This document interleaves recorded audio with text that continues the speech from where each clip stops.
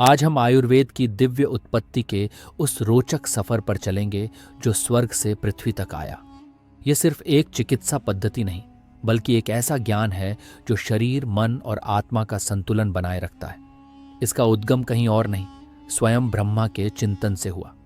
कहा जाता है कि ब्रह्मा जी ने इस संसार की रचना के बाद देखा कि मनुष्य रोग और पीड़ा से ग्रस्त होगा, और तभी उन्होंने आयुर्वेद का ज्ञान प्रस्तुत किया। इस ज्ञान का मकसद सिर्फ रोग का इलाज करना नहीं था, बल्कि मनुष्य के जीवन को समग्र रूप से सुधारना था। ब्रह्मा ने सबसे पहले यह ज्ञान दक्ष प्रजापति को दिया, जो देवताओं के समाज और व्यवहार को सुधारने के लिए काम करते थे। दक्ष प्रजापति से यह ज्ञान अश्विनी कुमारों तक पहुंचा। अश्विनी कुमार वे देवता थे जो स्वर्ग के वैद्य कहलाए। कहीं कहीं प्रमुख पुराणों में उल्लेख मिलता है कि अश्विनी कुमारों ने आयुर्वेद का प्रयोग देवताओं की चिकित्सा और उनका जीवन सुधारने के लिए किया। यही ज्ञान इंद्र के पास आया, जिन्होंने इसे भरद्वाज अर्षि को दिया जब मनुष्य रोगग्रस्त होने लगे।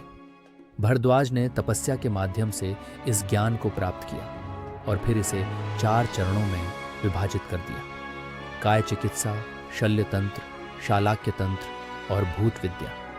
अथर्ववेद में आयुर्वेद को एक समग्र चिकित्सा पद्धति के रूप में माना गया है।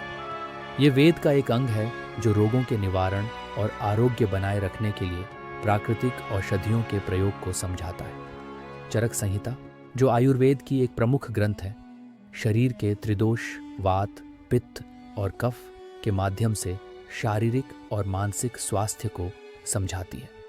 दूसरी तरफ सुश्रुत संहिता में हम शल्य तंत्र को समझते हैं, जिसमें उन्नत सर्जरी तकनीकों का उल्लेख मिलता है। सोचिए, प्राचीन भारत के वैद्य तब राइनोप्लास्टी और मोतियाबिंद जैसी सर्जरी अवधारणाओं को अंजाम दे रहे थे, जब बाकी दुनिया इससे अनजान थी।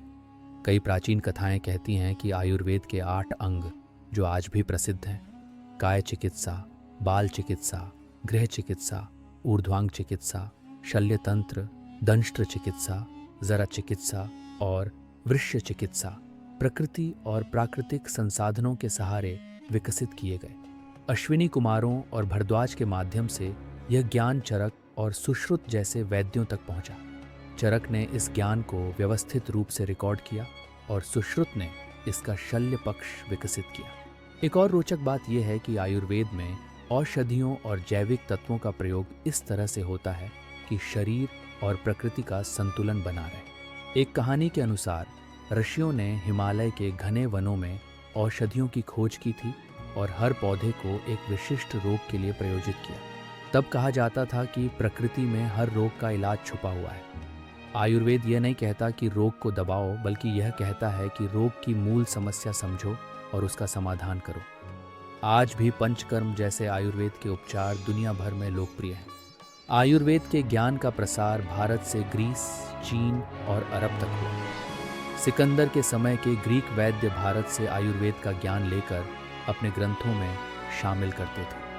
आयुर्वेद का आधुनिक महत्व और भी ज़्यादा हो गया है जब हर्बल उपचार, डिटॉक्स डाइट्स और समग्र चिकित्सा पद्धतियाँ दुनिया भर में लोकप्रिय हो रही हैं। आज के समय में हम देखते हैं कि आयुर्वेद सिर्फ चिकित्सा नहीं, एक जीवन शैली बन चुका है जो आज के तनावपूर्ण जीवन के लिए एक उपहार है।